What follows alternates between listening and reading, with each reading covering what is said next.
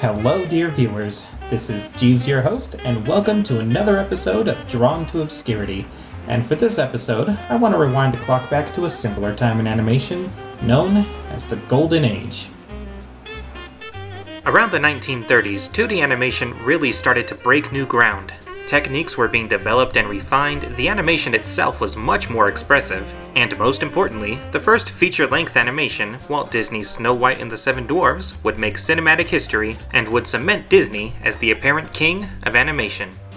There was, however, one rival, a prominent challenger to Disney's reign, and to take on Mickey Mouse, they brought in... It's happening! Hiya, Hoppity! Hello, everybody. Grasshopper, I think. Well, Hoppity, my boy, it's nice to see you. Oh, gee, it's nice to see you, too.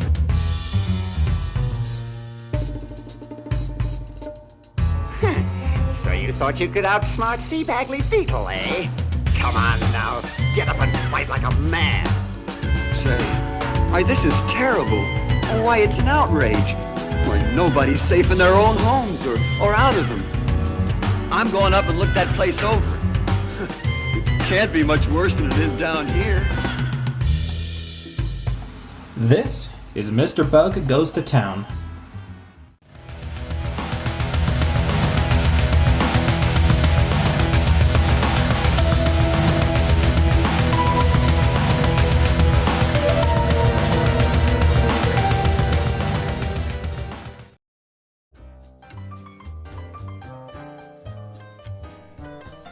Mr. Bug Goes to Town, also known as Hoppity Goes to Town in some regions, is a feature-length animated film released by Fleischer Studios in 1942 as an answer to Disney's recently growing filmography. This may be a surprise to some, as Fleischer Studios and its characters are much better known for animated shorts than any feature films. Surely there shouldn't even be any comparison to Disney, right? Well, in truth, Fleischer Studios at this time was the competitor to Disney, not just one of, the sole competitor. Only 2 decades or so before this, animation was a Wild West type landscape, and several different studios would crop up and compete, contributing to the development of 2D animation as a result, but none quite as innovative or influential as Disney and Fleischer. This rivalry was more than obvious to studio founders Max and David Fleischer, and so when Walt Disney made history with Snow White and the Seven Dwarfs in '37, the brothers answered right back with Gulliver's Travels in '39. Max Fleischer's first feature-length cartoon in gorgeous three-dimensional Technicolor, with a host of new characters who soon will be old friends. A critical and financial success for the studio, but far from the kind of movie they wanted to make. Riding on Gulliver's success, the studio decided to craft an original story for its next feature, and just 3 years later, Mr. Bug goes to challenge the House of Mouse. And how did that turn out? Well, let's not waste any more time and find out. The plot of the film is fairly simple. A patch of New York land in which a group of insects call home is disturbed when a broken fence allows for trespassing humans, threatening the safety of this little village. Those human ones. Why, the way they've taken a tramping through the lowlands, it's getting so your life ain't worth a sunflower seed anymore. We're doomed to go, and don't forget I told you so. Coincidentally, the town's golden boy, Hoppity the Grasshopper, is returning from his travels abroad just in time. Now, where was he and for how long? Well, the film doesn't tell us, so we'll just assume he was studying abroad in Europe for a bit and started to get some bad vibes from the place. Hoppity sets out to help the townsfolk relocate. Meanwhile, the wealthy C. Bagley Beetle, joke writes itself, orders his minions to cause trouble so he can manipulate the honey salesman, Mr. Bumble, to marry off his daughter, Honey, Hoppity's love interest. With all the confidence and good nature of a generic hero, Hoppity is determined to save the citizens of Bugville. With some mishaps here and there, of course.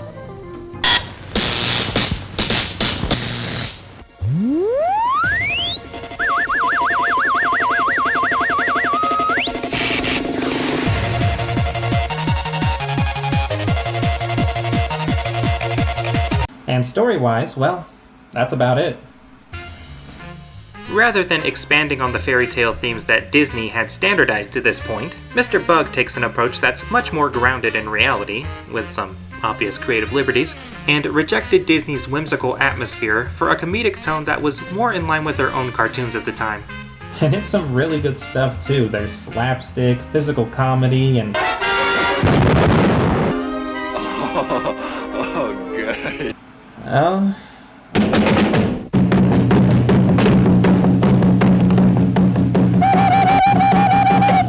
Oh no. Now, what have you got there?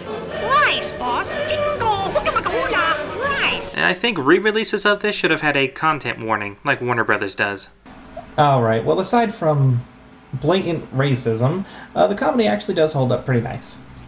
These moments of comic relief definitely help the film to break up its plot and not take itself too seriously. Because there are some high stakes here, but let's be honest, it's Mr. Bug. With all these elements, the film is essentially a standard cartoon idea, just explored further to fit a feature-length runtime.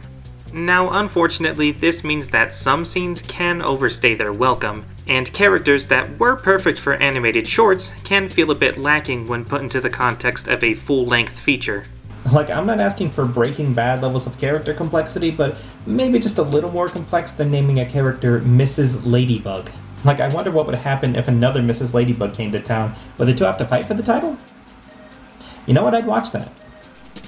Regardless, the characters are still perfectly serviceable, and the animation is just delightful. And I also want to give a small nod to the film's score, composed by Leigh Harlane. From upbeat tunes to romantic songs, this film has some damn catchy earworms. Boy, oh boy, oh boy, oh boy! We've got fun, we've got freedom, we've got joy! There are bumps, bumps, bumps in the road. And with soap, a darn heavy load. Overall, Mr. Bug Goes to Town is a solid and straightforward, if a bit too simple, save the town kind of movie, with the added gimmick of a bug's view of the world. Which, I gotta say, I'm a huge sucker for this kind of setting. This very different perspective of the world, seen in movies like Toy Story or the much underrated game Mushroom Men, allows for creative interpretations of small everyday objects, and emphasizes the already big ones. Mr. Bug takes that concept of scale and has a ton of fun with it. A simple fountain becomes an expansive mansion, a manhole hides a fancy club with live entertainment, a small patch of grass becomes the proper place for a church wedding, because the fear of God extends to the insect world too, and simple construction work turns into a cataclysmic event.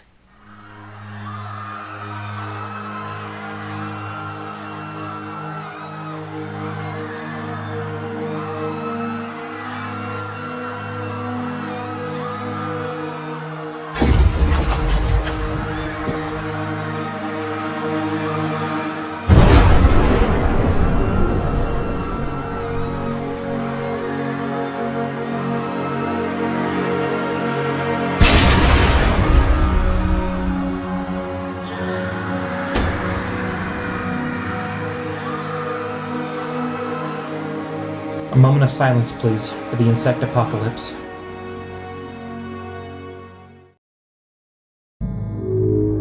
Coming up on Drawn to Obscurity, an exciting steampunk adventure. Join JEEVES and take a trip through April and the extraordinary world.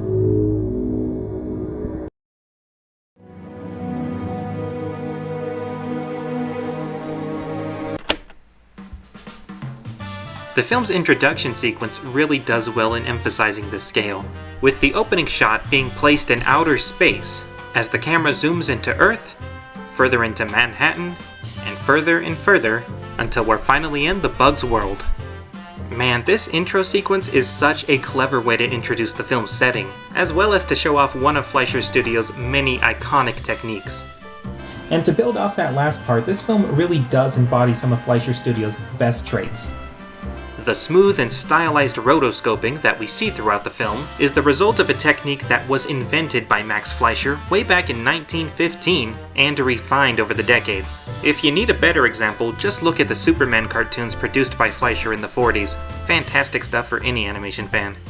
Also on display, as we just saw, is the use of 3D scale models, used commonly in Fleischer's cartoons such as the famous 40 Thieves Popeye short.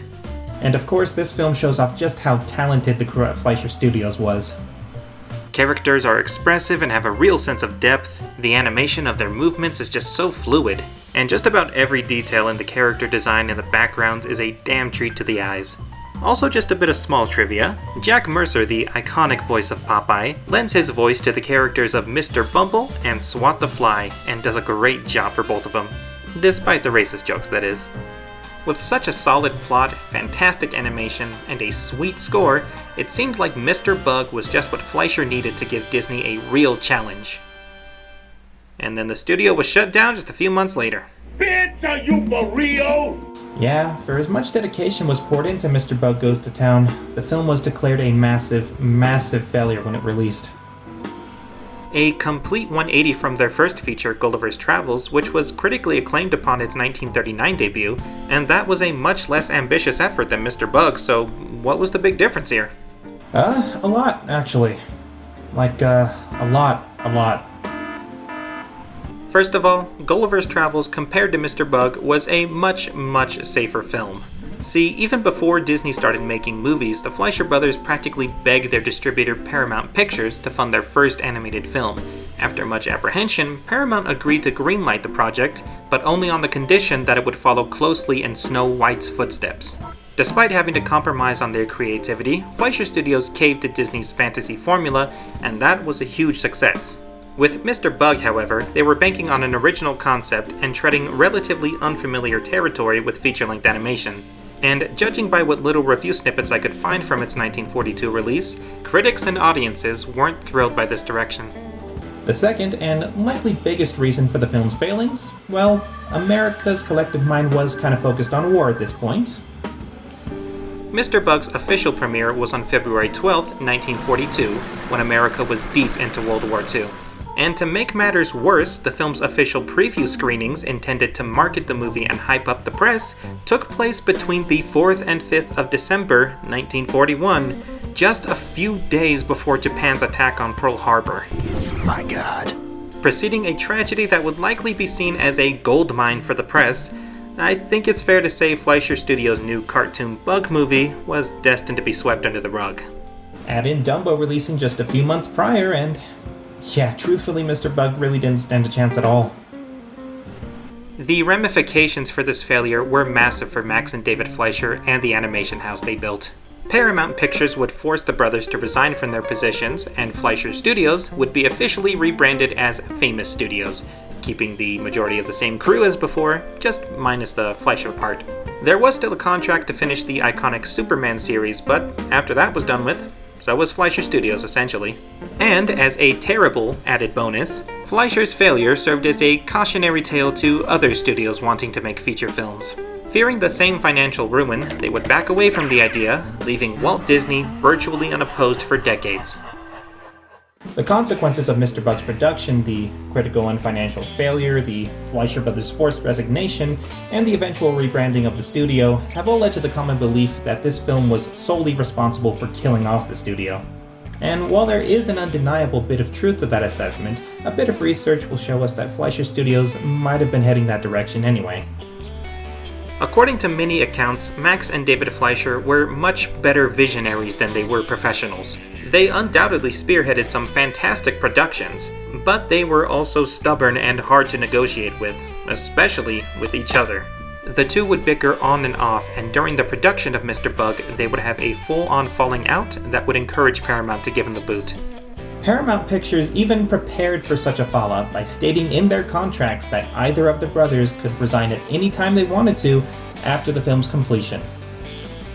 Perhaps there's another timeline in which the two brothers could sort out their differences and push for the film's success, but sadly, Fleischer Studios is now gone, and their magnum opus, Mr. Bug Goes to Town, remains in obscurity.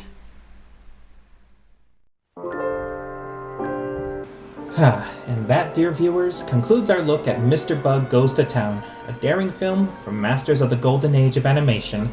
Unfortunately, things didn't quite pan out as planned for the film, but the story isn't over yet.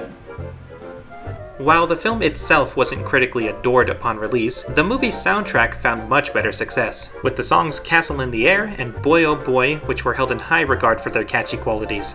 And I can't blame him, Castle in the Air has been in my head non-stop writing this review. On the corner, there's a cloud bank. and we bank our millions there. We're the couple in the castle in the air. One day a daydream came a-stealing through. Most importantly, in the decades since its release, Mr. Bug has slowly popped into the limelight every now and then, with praise from prolific figures such as writer Harlan Ellison and the one and only Hayao Miyazaki of Studio Ghibli. Also, the film has enjoyed numerous re-releases, and even some restoration efforts to preserve this piece of animation history in the best quality possible.